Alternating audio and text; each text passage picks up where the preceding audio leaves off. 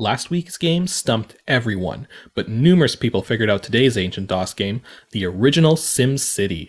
And this is a tricky game to review because really, SimCity isn't even a game, because there's no ultimate goal. You just build a city as best you can.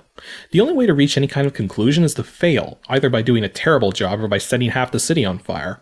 Even the company which made the SimCity series dubbed them to be software toys rather than games, because just like a toy, you play with it for the sake of playing with it and not because you're trying to achieve anything. SimCity's got quite a lot of depth to it though, so let's get started with the game stats. SimCity was originally conceived by Will Wright for the Commodore 64 computer after he had worked on the game Raid on Bungeling Bay, and found that he liked making maps for that game better than actually playing the game itself. So he decided to build a game around the concept of map design. The development happened at Maxis and was published by two companies in 1989, Bruderbund in North America and Infogrames in Europe. It's a one-player simulation game featuring multiple graphics modes and support for PC Speaker, Tandy 3 Voice, and Kovac Sound.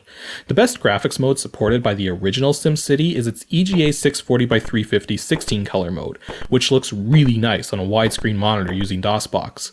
And as for sound, I imagine the Kovac Sound support might have been the best one at the time, but it requires DMA access, so trying to use it in DOSBox will fail. Instead, I recommend choosing the Tandy Sound mode. As for its release date, the original SimCity is still commercial, but there's a couple different versions you can find online for free, and I'll have some web addresses for those versions later in the episode. Actually finding a copy of the original SimCity, which is the one I have, is virtually impossible. But there's two other DOS variants, one called SimCity Classic, and another sometimes mistakenly called SimCity Classic, but is actually a CD enhanced version. The classic version simply has more sound effects and better sound and graphics support, while the CD enhanced version has SVGA graphics support as well as live action cutscenes which pop up to let you know how your city's doing. The CD enhanced version is the easiest one to find online, and you shouldn't have to spend more than a few dollars on it. If you do manage to find the original SimCity though, then make sure you get the manual too, because there's copy protection and it's based on symbols which you look up in the manual. Also make sure you're getting it for the platform you want, because SimCity was released for numerous platforms, such as the Atari ST, the ZX Spectrum, the Commodore 64, the Super Nintendo, just to name a few of them. Now, because of the lack of any kind of story in this game, I think the best thing I can do is describe each of the various features and how they interact, providing tips along the way from my own personal experience with the game. Though I will admit, I have much more experience with SimCity 2000 rather than with this SimCity game. Well, when you first start SimCity, you have the option to either start a new city, load an existing city, or engage in a scenario. The scenario mode gives you a city that's already been formed to some extent, and you're given a goal to achieve within a certain period of time. Hit that goal and you can continue as mayor of the city. Miss the goal and you'll be impeached by an angry mob led by your mother. No, I am not kidding. The scenarios I find aren't really that fun. Instead, I prefer to just start from the ground up with a blank slate of land and water. But it is important to know what all the different things you can place are. In the main edit window, you have a toolbox on the left with all the various structures you can place and your CRI gauge. We'll talk about the CRI in a moment. First, let's go over the structures. The top left icon is your bulldozer. Yes, it actually costs money to tear things down in this game, and you don't get any back as a result, just like in real life. So be absolutely certain about where you place stuff before you do, because mistakes will cost you money. The icon next to it is for power lines. Structures that are touching each other will automatically send power across, but if you need to get power across a road or a lake, that's when you'll need to draw in some power lines. The next two icons are for drawing roads and rails. Both roads and rails have the exact same function in this game, allowing people to move from one place to another. Unless a road or rail touches a particular structure, access to that structure will be difficult for your Sims. The Sims are the people who live in your city. The worse the access, the harder it is for the structure to grow. Rails cost twice as much, and Sims don't like to use them, but they generate no pollution, no traffic, and ultimately help improve quality of life. To get the highest rate of growth possible out of any structure, it has to be as close as possible to at least one road tile and one rail tile. That just affects growth though. Regardless of anything, you don't need both to get the best structures possible. Next are parks, which basically do nothing but increase land values. And with higher land values, you not only get more tax dollars, but expensive structures are more likely to be built. Higher land values also make it harder for your Sims to build in the area though, so your growth will be affected too. Next are the three key components to any city: Your zones. Residential, commercial, and industrial. Residential zones are where your Sims live, so they're kind of necessary. Commercial and industrial zones both serve similar purposes. The difference is that industrial is cheaper for the Sims, provides more jobs, but also generates pollution, whereas commercial is very expensive for the Sims and doesn't generate as many jobs, but produces no pollution. Early in the game, you'll need plenty more industrial than commercial, but as your city gets bigger and bigger, you may find having too many industrial zones could actually inhibit the growth of your city, at which point it would be better to have more commercial zones. Generally speaking, if people start to leave your city like crazy, you probably have too many commercial or industrial zones or not enough special structures. The next two structures are police and fire stations. Both create a radius of police power and firefighting power, which will grow even bigger if more police or fire stations are in the area. Police stations reduce crime, which helps to raise the quality of life and land values, while fire stations will allow you to deal with minor disasters more easily. Early on, you don't really have to worry about these structures, but the moment you can afford to put them in, you should. Just keep in mind that to get full power out of just one police or fire station will cost you $100 per year. Next are the special structures, starting with the stadium. Stadiums cost $3,000, but greatly improve the quality of life for your Sims, and thus allows the growth rate to stay on the positive side of things. If people start to leave your city like crazy, building an additional stadium may help. A stadium is also one of the first structures your Sims will demand. When your Sims make demands, you don't need to meet them as soon as possible, but until you do, a cap will be placed on the maximum population your city can reach, at which point growth will be reduced to 0 or negative values. Once you have a demanded structure placed within the city, it will never be demanded again, but you need to remember to place additional ones every so often. I find one stadium per 40 to 50,000 Sims seems to be good. And make sure you scatter them around too, instead of clumping them together, because they do have a range effect too. Next are your power plants. You have a choice between two, coal and nuclear. Coal only costs $3,000, but generates a ton of pollution and needs to be kept well away from your city. Not to mention it doesn't generate much power, so you'll need quite a number of them by the time you cover the map. Nuclear power plants cost $5,000, generate much more power, and doesn't generate as much pollution. The catch is that you'll always be running the risk of a meltdown if you've got disasters enabled. But even then, meltdowns are an extraordinarily rare occurrence in this game. In all the time I've played, not only the original SimCity, but SimCity 2000 as well, I have never had a meltdown. The last two structures are seaports and airports and are necessary for industrial and commercial development to expand beyond certain limits, which will also affect the maximum population you can reach. I've noted from personal experience that you generally need a stadium shortly after getting past a population of 20,000, a seaport around the 50 to 60,000 mark, and in order to break 100,000, you are absolutely going to need an airport. You also need to consider building additional seaports and airports as your population continues to climb. Seaports cost $5,000 and airports cost $10,000. Also remember to keep them away from your residential and commercial zones because they generate a ton of pollution, almost as bad as coal power plants. So now that you know what all the buildings do, you should probably consider the budget next.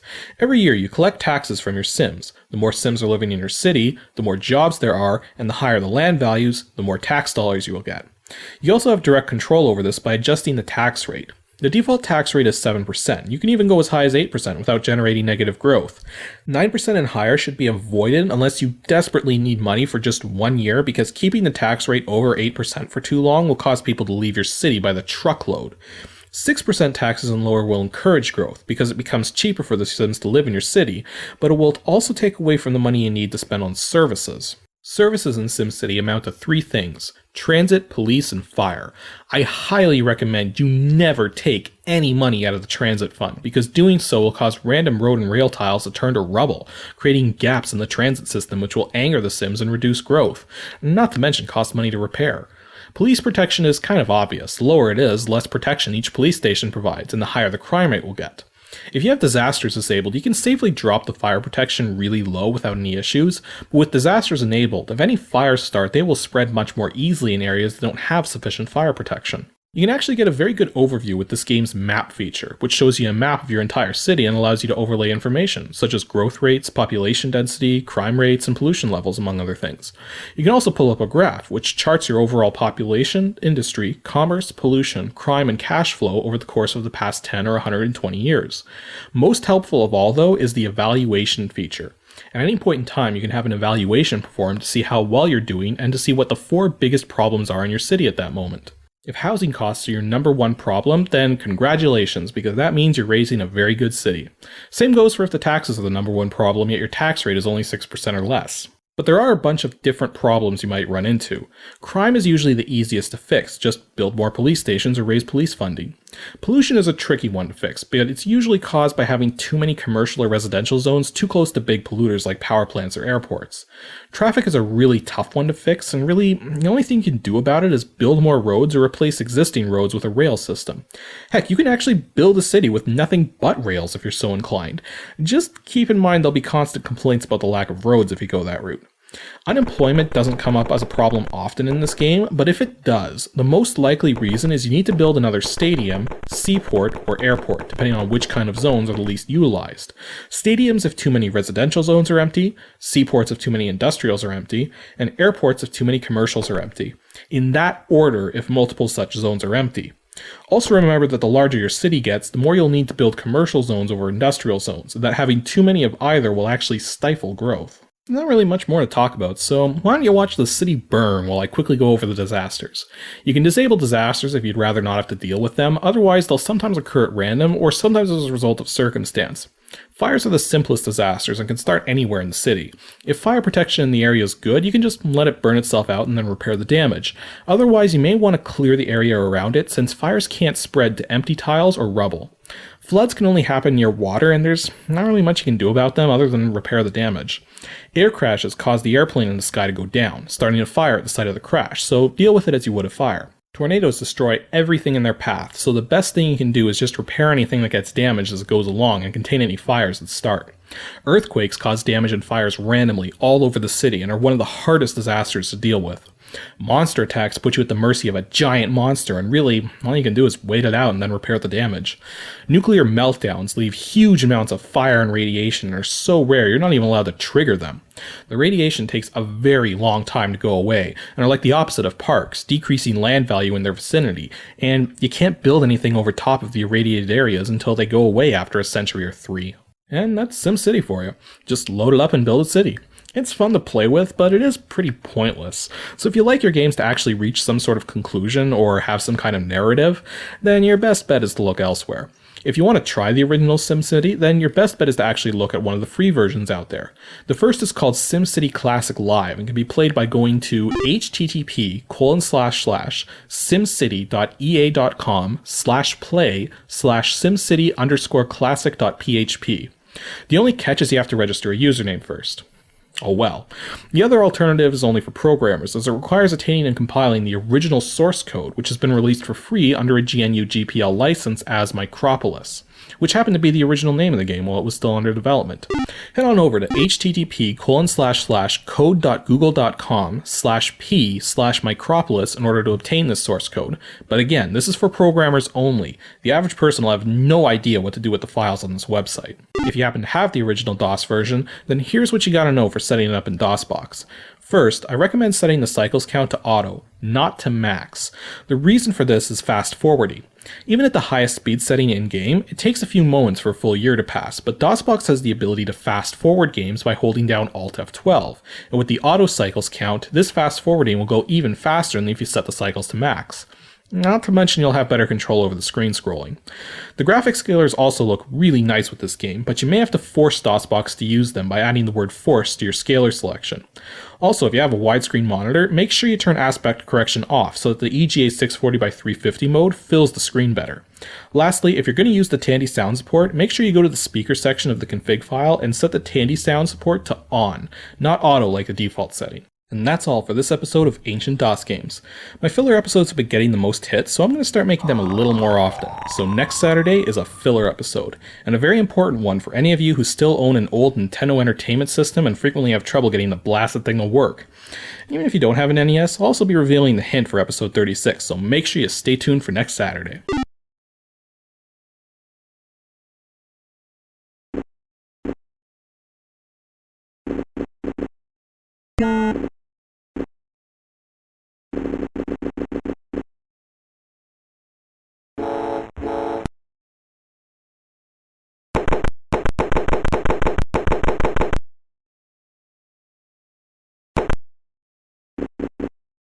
Starwatch 1 reporting heavy traffic.